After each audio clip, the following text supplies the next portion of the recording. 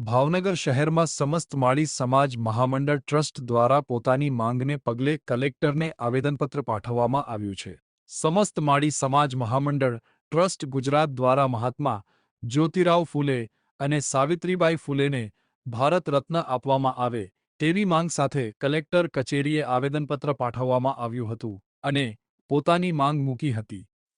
અત્યારે ના પાડને ત્યારે ના પાડતો જ ઘરે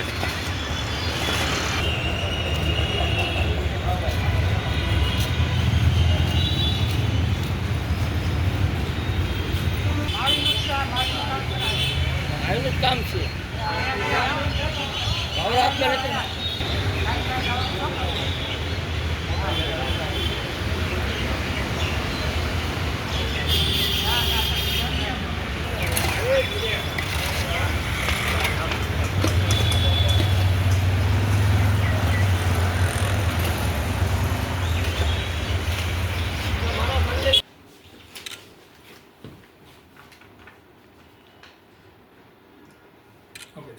પ્રકાશભાઈ જગુભાઈ જોડિયા રામીમાળી જ્ઞાતિમાંથી આવું છું અને આજનો દિવસ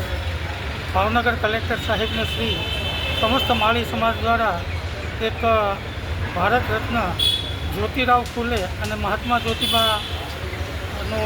આવેદનપત્ર ભારત રત્ન મેળવવા માટે આવેદનપત્ર આપવા માટે માળી સમાજના અગ્રણીઓ અત્યારે ઉપસ્થિત થયા છે। આમ જોઈએ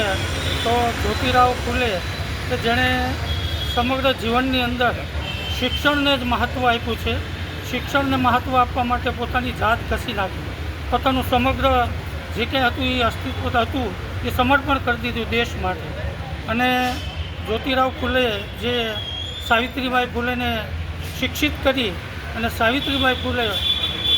જે રાષ્ટ્રના પ્રથમ એવી નારી હતી કે જે શિક્ષિત રહી અને શિક્ષણને જાગૃતિ જે પછાત વર્ગ હોય જે તે સમયે શિક્ષણને પ્રોત્સાહન આપવા માટે નીચલા વર્ગને શિક્ષણ માટે તરછોડવામાં આવતું, ત્યારે આ સાવિત્રીબાઈ ફૂલેએ અખંડ ભારતની એક સંકલ્પ કરી અને